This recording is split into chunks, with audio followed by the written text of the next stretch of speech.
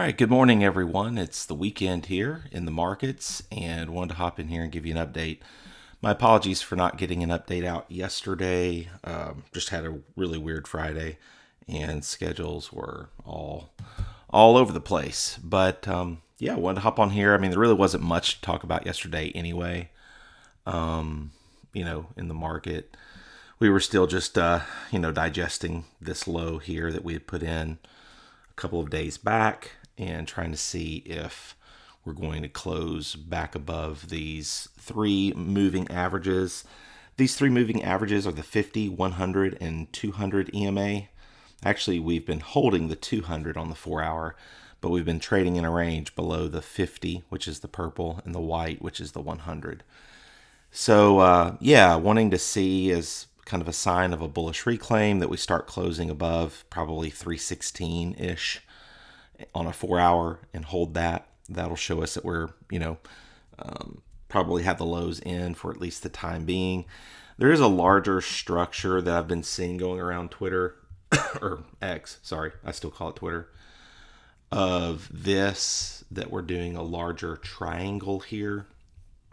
I guess that's possible. Like, maybe we come down here, then we go here, then we go here. Hold on, let me draw it for you.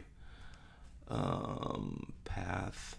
So yeah, there's a lot of talk on Twitter that this is just a larger triangle and that we're coming down here to around 294, 293-ish.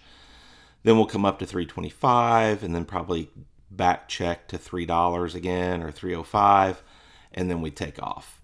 That's certainly possible.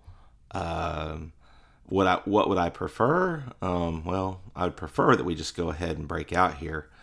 But we could be having some kind of sideways triangle formation.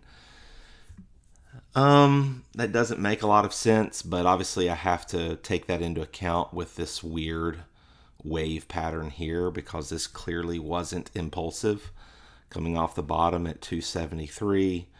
What we thought was a wave 1, then a 2, then we thought we had a third, then a fourth, rolled over to be more corrective. So, yeah, we have to entertain that possibility that we have a series of corrective zigzags here before we break out. Of course, the preferable count would be for us just to go ahead and cut this correction short and us carry off into, 585, 620, 783, whatever. Ultimately, I'm looking for like $10.50 to $13 as kind of the ultimate top here. So that's what we're looking at. We just continue to trade somewhat in a range here. We could roll over and come down here to 294-ish. That wouldn't be the end of the world. But I really wouldn't want us to see us take out the 273 from August the 3rd. I would love to see us hold that. And because if we come down here to 250,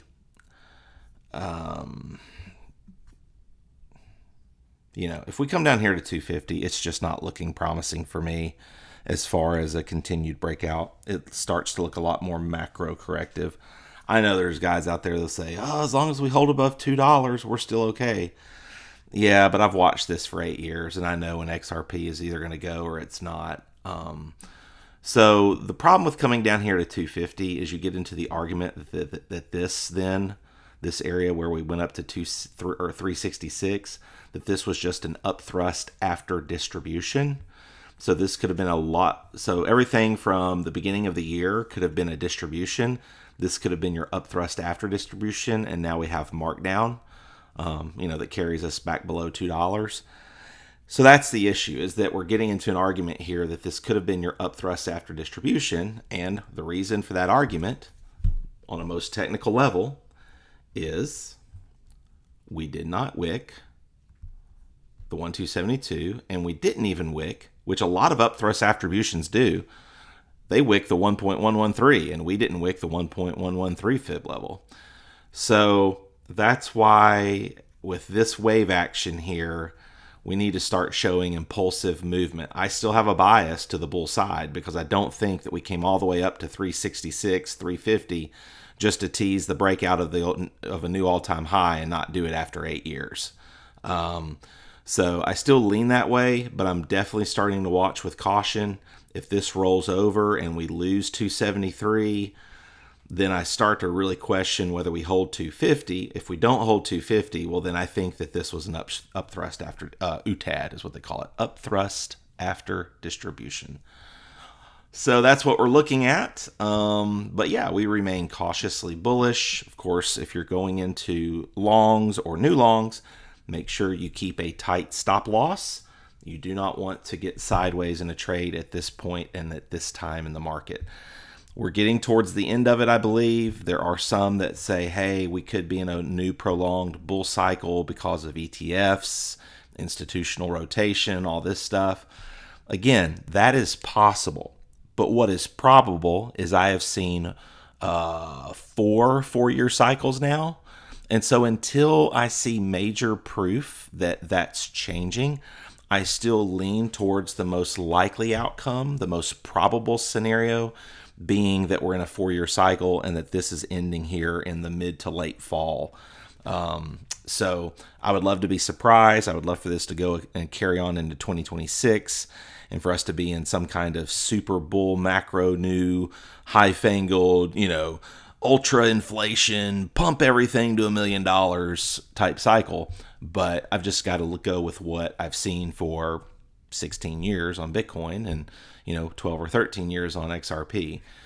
So that's why I'm giving you the thoughts I am. Hope that helps, but I still maintain a bullish bias here. Nothing is an issue. Again, we could come down here to 294-ish for this larger triangle pattern that some are saying could play out. So yeah, we just definitely want to take out 366 in the next couple of weeks. No questions asked. We want to go on to 420, 585, 7, 8, 10. That's where we want to be. So, and I'm really looking for that to happen by the middle of September. If it doesn't, then we've got to really evaluate where we sit in the market. So hope that helps you. I'll try to check in again tomorrow if there's any major developments. And the best way to keep in touch with any of my new updates is just to subscribe, click that bell. Make sure you like as well. That also helps the algorithm, helps other people discover it. And appreciate all the support. I've had a lot of good, encouraging comments over the last couple of days, and I really do appreciate it. And just hope that, my small contribution here is helping you as you kind of develop a psychology around the market. As you look at it, hopefully like a statistician would, as you look at probabilities, as you weigh those, and hopefully it's helping you make better decisions. That's the ultimate goal of this channel, is that if you are trading on any level, and even if you're just holding spot and you've been holding it for 7 or 8 years, hopefully at some point you'll make a trade and realize some of those gains. And if and when you do, I just hope that this channel is helping you as you build your strategy, as you develop your mentality around how you're going to make those decisions. So that's really the ultimate goal, is to help you make those decisions smarter in a more strategic way. So nothing really else to talk about. I mean, Bitcoin, again, it continues to hold here.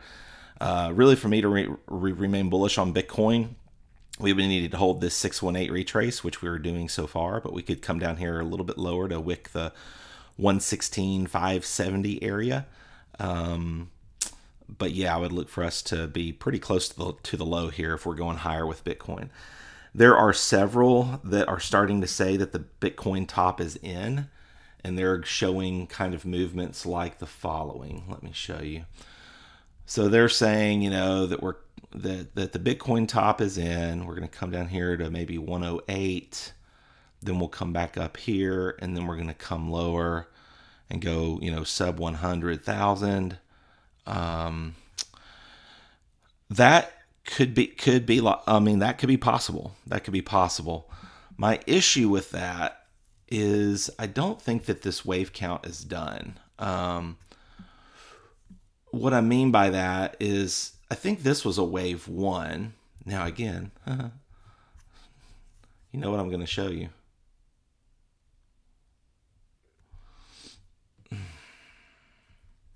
What do we not take? So on that wave 1, we didn't take the 1.113. So either we're going into a muted Bitcoin, I still think we'll have some waves higher here. But if this was a wave 1, This was another wave one, you could argue. Then this is a wave one. I still think we have a third and then a fourth and then a final fifth. That's just where I'm at on it. I just don't think the wave count and the symmetry of that wave count looks correct for this to be the top. But that's possible. We just have to keep our options open. If this is the top of Bitcoin, then I really don't see XRP going higher than $8, $8 to $9 max. Maybe we'll get a move here for XRP while Bitcoin's in one of its sideways retracements. But yeah, that's just where we're at. We're in a time of the market where either we're going to go or we're not. And it's either hero or zero at this point. So anyway, hope my thoughts have helped. Have a great weekend, and we will talk to you soon. See ya.